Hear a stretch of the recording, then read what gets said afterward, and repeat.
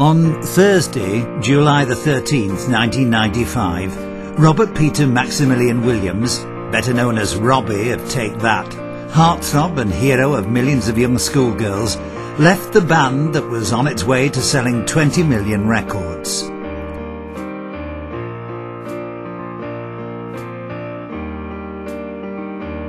The Five Pretty Boys had become the biggest pop group of its time and had been named hottest teen idols in the world by Rolling Stone magazine. But despite the wealth and fame beyond his imagination, the once cheery Rob had become increasingly fed up and depressed with the relentless tour and rehearsal schedule that was imposed on the band by their manager, Martin Nigel Smith.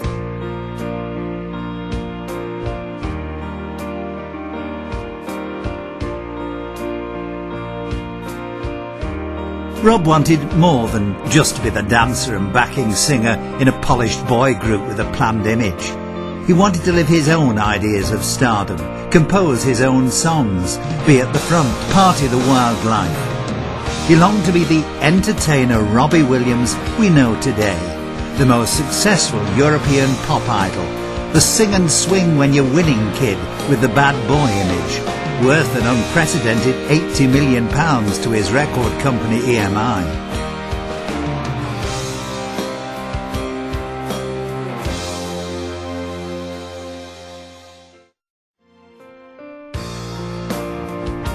Rob, from Stoke-on-Trent, born on February the 13th, 1974, a son of florist Jan and musician Pete Williams, had always wanted to be famous since he'd won his first talent contest at the age of 3, impersonating John Travolta. Rob's father was a local hero and celebrity in Stoke, known as Pete Conway, the comic showman who'd won the television talent show New Faces in 1973. He performed regularly at Jolly's nightclub in Stoke, the country's biggest variety venue. He toured the country as a host, singer and entertainer in variety shows at big hotels, telling jokes and crooning Rat Pack standards in dinner jackets. But Rob's mother, Jan, didn't fully approve of her husband's week-long travels on tour.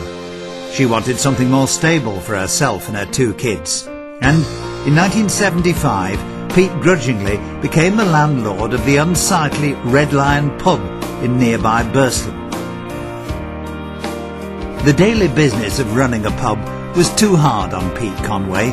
He left his wife Jan, son Rob and daughter Sally in 1977. Robbie did actually live here with his parents. His parents ran this establishment in the 70s. As far as I know, obviously a lot of things have been taken out. I mean, all the furniture, fittings and everything that Robbie had here has now it's gone. Everything's been renewed. But having said that, Robbie still has a strong connection with the area. His father still lives locally, works locally. He does the cruise ships. Robbie's father's also an entertainer, and apparently he does drinking here still. We haven't actually met him yet, but I've no doubt he will introduce himself sometime. I'd like to see if he ever comes back. I hope he just pop in and say hello. I know he does follow Port Vale, the local football club, which is just around the corner. He still follows them, so if he ever comes to see them, he can pop in and see us. In school, Rob quickly found out that his qualities as an entertainer and professional joker got him dates with girls despite his chubbiness. He was never a good student. At St Margaret Ward High School, Rob also hated lessons, but further refined his professional skills as an actor. Hey, what's you steering it? Ain't you never seen a jinx? No. He played leading roles in numerous student theatre plays and soon regularly appeared in the local newspapers. I've been walking for 7 days. Oh, yeah, I see. You must be running away from the beak. The what? Now, don't tell me you don't know what the beak is, me flash, mate. Isn't a beak what a bird's got? My eyes are green. A beak is a magistrate for your information. Here, you hungry? Yes, I am. His teachers called him a natural, but still warned him not to waste his time on silly dreams. But Rob didn't care at all. He'd already set his mind on making it in show business. He took tap dance lessons, became a member of all 5 local amateur theatre societies in nearby Staffordshire, and announced to teachers and fellow students that he was going to be famous. Finally, his role as the Artful Dodger in a production of Oliver convinced everybody in the audience that Rob had the ability to sweep any public off their feet with his remarkable charisma. Consider yourself as all. Consider yourself one in the family. Oh, we're talking to you. So strong. It's clear we're going to get along. Consider yourself well in. Consider yourself a part of the furniture. There isn't a lot to spare. Who cares? Whatever we've got, we share. If it's a chance to be, we should do some harder life. Empty harder lives, lying around. Oh, it's a chance for me, somebody to put the big, and then the big star on the air. Consider yourself, oh mate, we've not gonna have enough fast. For after some consideration we can stay. Consider yourself one of us. Consider yourself At home. Consider yourself One of the family. we've talking to you. So strong. It's clear we're going to get along. Consider yourself Well in. Consider yourself part of the furniture. There isn't a lot to spare.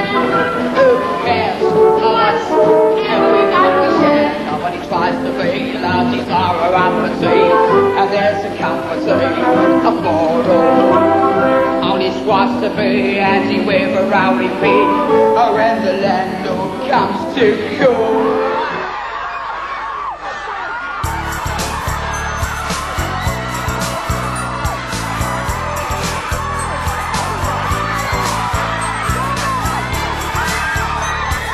He took the biggest step in his amazing career in the summer of 1990, when Rob won an audition for Take That.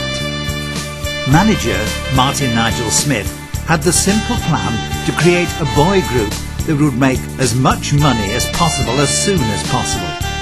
And he knew that Cheeky Rob had to be in this band. But the kid would have to pay a price for stardom at the age of 16. No girlfriends, no drugs, no bad press, and no public appearances without the other band members. The priority was the show on stage. Thus, Robbie was never given one single singing lesson during his career with Take That.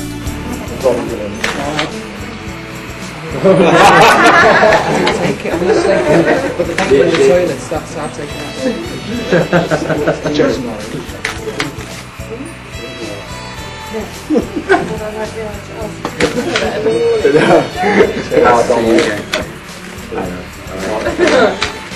Gary Barnes, okay?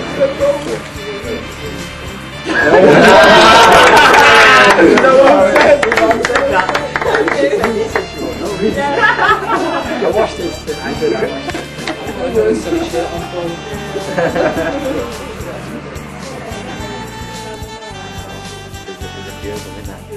The Guardian's out there.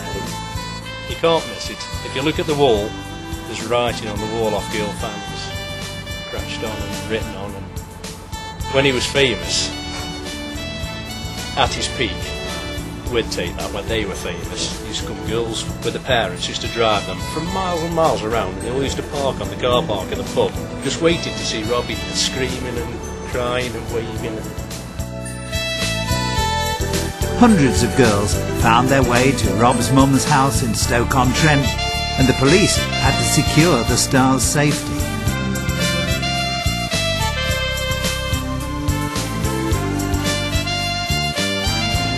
Anything that comes from Stoke-on-Trent does well. But Robbie Williams, seemingly in the seventh heaven of public celebrity, had become increasingly embarrassed about Take That and their image. but you realise that there is people are scared of catching it. I mean, we're scared. To be honest, us five are scared of getting it. The more you learn about it, the more it scares you to be safe. Yeah. It's good for youngsters to now realise that, you know, it's not just a problem for homosexuals, it's for everybody in the world. That's it. Impressed that AIDS has gotten the attention that, you know, it's been given. I think people get a bit lax, you know, and I think it needs to be in the face more and more.